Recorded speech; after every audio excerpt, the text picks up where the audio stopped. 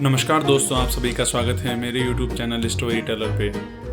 तो दोस्तों, आज मैं आपको सुनाने वाला हूँ एक बहुत ही प्रसिद्ध किताब जिसका नाम है धन संपत्ति का मनोविज्ञान। यह किताब मॉर्गन हाउसल द्वारा लिखी गई है। तो चलते हैं इसकी प्रस्तावना की तरफ। मैंने अपने कॉलेज के वर्ष लॉस एंजलिस से एक बढ़िया होटल में सेवक के रूप में बिताए। वहाँ एक तकनीकी कार्यकारी अतिथि के रूप में अक्सर आया करता था।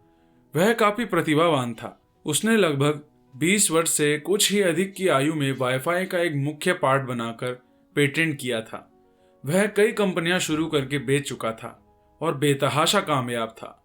धन संपत्ति के साथ उसका जो संबंध था उसे मैं असुरक्षा और बचकानी मूर्खता का मेल कहूंगा। वह $100 के नोट की कई इंच मोटी गड्डियां लेकर घूमता था, जिसे वह हर किसी को दिखाता था, फिर चाहे वह देखना चाहता हो या नहीं। वह बिना किसी संदर्भ के अपनी संपदा की खुलकर डींग मारता, खासकर जब वह नशे में धुत होता। एक दिन उसने मेरे एक सहकर्मी को कई $1000 की रकम दी और कहा, गली में जो जवाहरात की दुकान है वहां जाओ और $1000 के कुछ सोने के सिक्के लेकर आओ। 1 घंटे बाद हाथ में सोने के सिक्के लिए वह कार्यकारी और उसके दोस्त एक डॉक के चार तरफ इकट्ठा होकर प्रशांत महासागर के अंदर सिक्कों को कंकरों की तरह उछाल रहे थे। कुछ दिन बाद उसने होटल के एक रेस्तरां में एक लैंप तोड़ दिया। एक मैनेजर ने उससे कहा कि वह लैंप $500 का था और अब उसको वह चुकाने होंगे। तुम्हें $500 चाहिए? कार्यकारी ने अविश्वास पूर्वक पूछा और जेब से नोटों की एक गड्डी निकालकर उससे कहा, यह लो $5000 और दफा हो जाओ मेरे सामने से, और कभी भी मेरी बेइज्जती इस तरीके से मत करना। आप सोच रहे होंगे कि आखिर इस तरह का व्यवहार कब तक चल सकता था, और इसका जवाब है ज्यादा दिन नहीं। कई वर्षों बाद मुझे पता चला कि वह दिवालिया हो गया। इस किताब का आधार यह है कि धन संपत्ति के मामले में आप कितना अच्छा प्रबंधन करते हैं, यह इस पर कम निर्भर करता है कि आप कितने होशियार हैं और इस पर ज्यादा कि आपका व्यवहार कैसा है। और व्यवहार सीखना कठिन कार्य है, उन्हें भी जो वास्तव में होशियार हैं। एक प्रतिभाशाली व्यक्ति जो अपनी भावनाओं का नियंत्रण खो दे एक वित्तीय आपदा हो सकता है। इसका विपरीत भी उतना ही सत्य है। सामान्य व्यक्ति जिन्हें वित्तीय ज्ञान नहीं है वह धनी हो सकते हैं, अगर उनके पास कुछ ऐसे अनेक व्यवहारिक कौशल भी हों जिनके लिए बुद्धिमान की औपचारिक युक्तियों की आवश्यकता नहीं होती। मेरे पसंदीदा विकिपीडिया प्रविष्टि आरंभ होते हैं। रोनाल्ड जेम रीड्स एक अमेरिकी जनहितैषी, निवेशक, जेनेटर और गैस स्टेशन परिचारक थे। रोनाल्ड रीड का जन्म ग्रामीण वर्मोंट में हुआ। वह अपने परिवार से हाई स्कूल पास करने वाले पहले थे। यह इसलिए भी और अधिक प्रभावशाली थे कि वे प्रतिदिन रास्ते में अन्य लोगों से लिफ्ट लेकर कैंपस जाया करते थे। जो रोनाल्ड रीड को जानते थे उनके जीवन के बारे में बताने योग्य ज्यादा कुछ नहीं था। उनका जीवन इतना सामान्य था जितना किसी का हो सकता है। रीड ने 25 वर्षों तक एक गैस स्टेशन में कारों की मरम्मत की और 17 वर्षों तक जेसी पेने में फर्श पर झाड़ू लगाई। 38 वर्ष की आयु में उन्होंने $12000 का 2 बेडरूम वाला घर खरीदा और अपना पूरा जीवन वहीं बिताया। 50 वर्ष की आयु में वे विधुर हो गए और उन्होंने फिर दोबारा कभी शादी नहीं की। उनके एक मित्र का कहना है कि उनका खास शौक ईंधन की लकड़ी काटना था। वर्ष 2014 में 92 उम्र की उनकी आयु थी और इसी वर्ष में उनका निधन हो गया। और तब जाकर इस विनीत ग्रामीण जैनिटर ने सुर्खियां रची। 2014 में 2,81,35,303 अमेरिकी नागरिकों की मृत्यु हुई। इनमें से 4000 से भी कम लोगों की शुद्ध संपत्ति उनकी मृत्यु के समय $8 मिलियन थी। रोनाल्ड रीड भी उनमें से एक थे। अपनी वसीयत में इस पूर्व जैनिटर ने अपने सौतेले बच्चों के लिए $2 मिलियन और स्थानीय अस्पताल एवं पुस्तकालय के लिए $6 मिलियन छोड़े। जो रीड वो जानते थे वे चकराए हुए थे। आखिर उनके पास इतना पैसा आया कहां से? बाद में पता चला कि इसमें कोई भी रहस्य नहीं था। न तो उन्होंने कोई लॉटरी जीती थी और न ही उन्हें पैसे विरासत में मिले थे। रीड ने जितना संभव हो सका उतनी बचत की और वह पैसा ब्लू चिप स्टॉक्स में लगा दिया। फिर उन्होंने दशकों तक प्रतीक्षा की कि जब तक वह छोटी सी निवेश राशि बढ़कर $8 मिलियन में बदल गई। बस इतना ही। और एक जैनिटर से जनहितैषी। रोनाल्ड रीड की मृत्यु से कुछ माह पहले रिचर्ड नाम का एक और व्यक्ति खबरों में था, रिचर्ड फुस्कॉन। वह था जो सब कुछ रोनाल्ड रीड नहीं थे। हार्वर्ड से पढ़े इस मैरिल लिंच कार्यकारी के पास MBA की डिग्री थी और उसने वित्त व्यवसाय में इतनी सफलता प्राप्त की कि लगभग 40 साल की उम्र में ही सेवानिवृत्त होकर एक जनहितैषी बन गया। पूर्व मैरिल CEO डेविड कोमांस्की ने फुस्कॉन की व्यवसाय कुशाग्रता, नेतृत्व क्षमता, उचित मूल्यांकन और व्यक्तिगत अखंडता की काफी प्रशंसा की।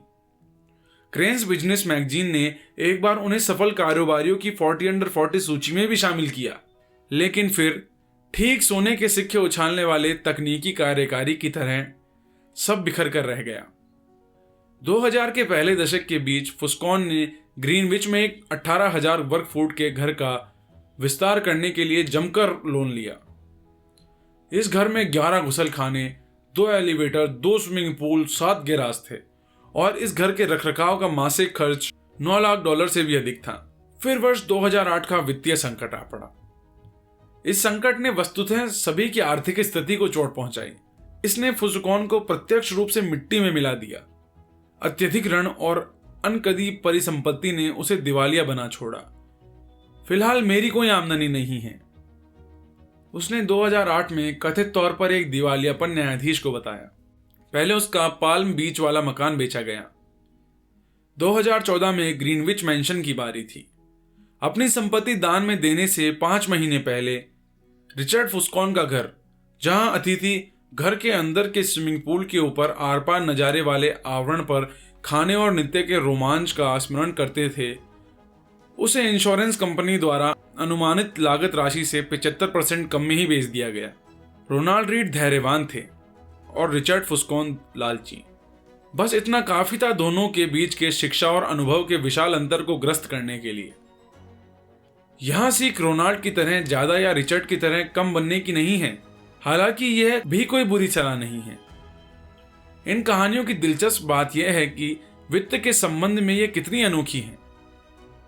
ऐसा कौन सा दूसरा उद्योग है जिसमें ऐसा व्यक्ति जो किसी कॉलेज डिग्री, प्रशिक्षण, पृष्ठभूमि, औपचारिक अनुभव और संपर्कों के बिना किसी ऐसे को पछाड़ दे जिसके पास सर्वश्रेष्ठ शिक्षा, प्रशिक्षण और संपर्क हो। मैं ऐसा कोई और उद्योग नहीं सोच सकता। एक ऐसी कहानी की कल्पना करना जहां रोनाल्ड रीड किसी हार्वर्ड प्रशिक्षित सर्जन से बेहतर हृदय प्रत्यारोपण कर सके, यह बिल्कुल असंभव है, या फिर किसी श्रेष्ठ प्रशिक्षित वास्तुकार से बेहतर गगनचुंबी इमारत बना सके।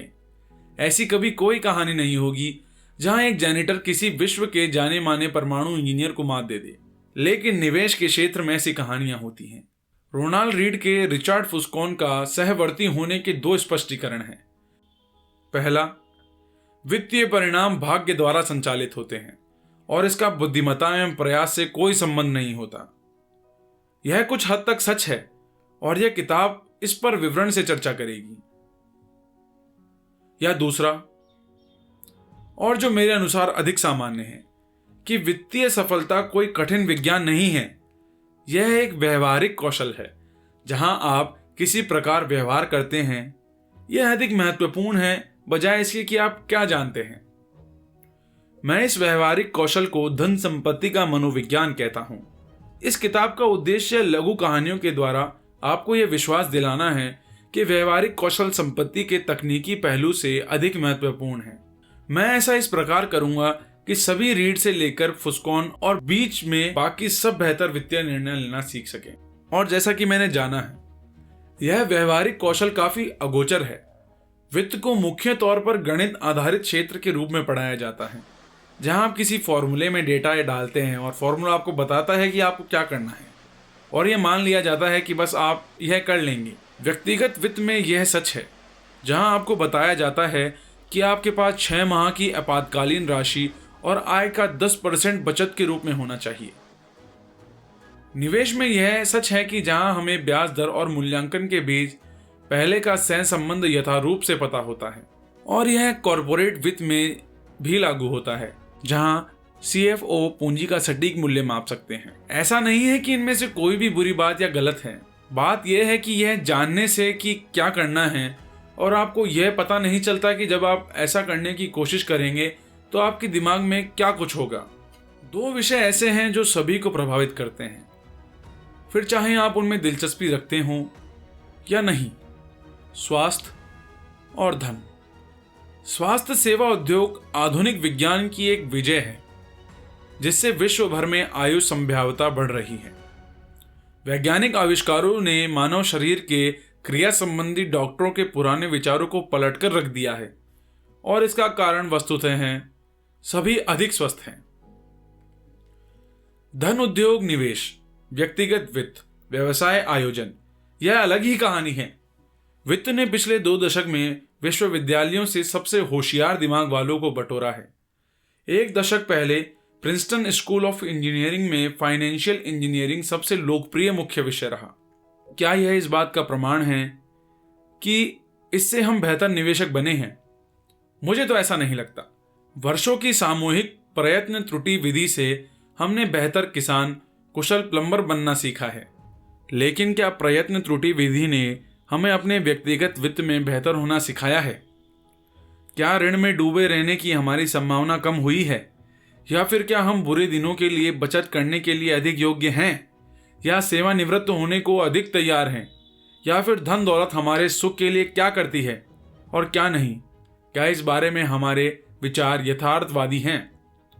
मैंने तो इन बातों का कोई दमदार प्रमाण नहीं देखा। मेरे अनुसार ऐसा होने का कारण यह है कि हम धन दौलत के बारे में जो सोचते हैं और जो सीखते हैं वह बिल्कुल उसी प्रकार है जैसे हम भौतिक विज्ञान सीखते हैं, नियमों और विधियों के साथ, और न कि मनोविज्ञान की तरह भावनाओं और बारीकी से। और यह मेरे लिए उतना ही दिलचस्प है जितना आवश्यक।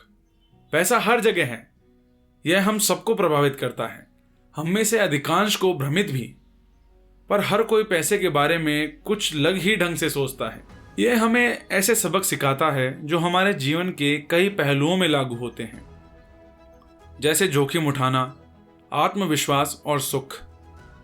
कुछ विषय ऐसे होते हैं जो ये जानने और समझने के लिए अधिक शक्तिशाली आवर्धक लेंस प्रदान करते हैं कि लोग जिस प्रकार पैसे के प्रति आचरण करते हैं वे आखिर ऐसा क्यों करते हैं। यह पृथ्वी पर सबसे बड़े प्रदर्शनों में से एक है। धन दौलत के मनोविज्ञान के प्रति मेरा स्वयं का अभिमूल्यन इस विषय पर 1 दशक से भी अधिक लेखन के द्वारा विकसित हुआ है। मैंने वित्त संबंधी लेखन 2008 के शुरुआती दिनों में आरंभ किया। यह एक वित्तीय संकट का भौर काल था और 80 वर्षों की सबसे बुरी मंदी। यह लिखने के लिए कि क्या हो रहा है, मेरे लिए समझना आवश्यक था कि आखिर क्या हो रहा था। लेकिन इस वित्तीय संकट के बाद सबसे पहली चीज जो मैंने सीखी वो यह थी कि कोई भी यथार्थ रूप से नहीं बता सकता था कि हुआ क्या था और वह क्यों हुआ था, और इसे लेकर क्या कह सकते थे वो तो बहुत दूर की बात थी। हर अच्छे स्पष्टीकरण के लिए उतना ही विश्वसनीय खंडन भी था। इंजीनियर किसी पुल के ढहने का कारण बता सकते हैं क्योंकि इस बात पर सहमति है कि अगर किसी हिस्से में एक निश्चित मात्रा में बल डाला जाए तो वह हिस्सा टूट जाएगा। भौतिक विज्ञान विवादास्पद नहीं होता, वह नियमों से चलता है। वित्त अलग है, यह लोगों के आचरण से चलता है, और मैं कैसा व्यवहार करता हूं यह मेरे लिए सही हो सकता है पर फिर भी आपको मूर्खतापूर्ण लग सकता है। वित्तीय संकट के बारे में मैं जितना पढ़ा और लिखा उतना ही मुझे एहसास हुआ कि आप इसे वित्त के बजाय मनोविज्ञान और इतिहास के लेंस के द्वारा बेहतर समझ सकते हैं। यह समझने के लिए कि लोग ऋण में क्यों डूब जाते हैं, आपको ब्याज दर का अध्ययन करने की आवश्यकता नहीं है। आवश्यकता है कि आप लालच, असुरक्षा और आशावाद के इतिहास का अध्ययन करें, यह जानने के लिए कि निवेशक बियर मार्केट के तल पर क्यों बेच देते हैं। आपको भविष्य के अपेक्षित रिटर्न का गणित समझने की आवश्यकता नहीं है। आवश्यकता यह है कि आप उस व्यथा के बारे में सोचें जो आपको अपने परिवार की ओर देखकर होगी यदि आपका निवेश उनके भविष्य को खतरे में डाल रहा है। मुझे वोल्टेयर का यह अवलोकन बहुत पसंद है कि इतिहास कभी खुद को नहीं दोहराता, मनुष्य हमेशा दोहराता है। पैसे को लेकर हमारा आचरण कैसा है इस बात पर यह बहुत अच्छे से लागू होता है। 2018 में मैंने उन 20 महत्वपूर्ण खामियों, पूर्वाग्रह और बुरे व्यवहारों के कारण को रेखांकित करते हुए एक रिपोर्ट लिखी, जिन्हें मैंने धन संबंधी लेन देन में लोगों को प्रभावित करते देखा है। इसका शीर्षक धन संपत्ति का मनोविज्ञान था और लगभग 10 लाख से भी अधिक लोगों ने इसे पढ़ा। इस किताब ने इस विषय का और गहराई से अवलोकन किया है।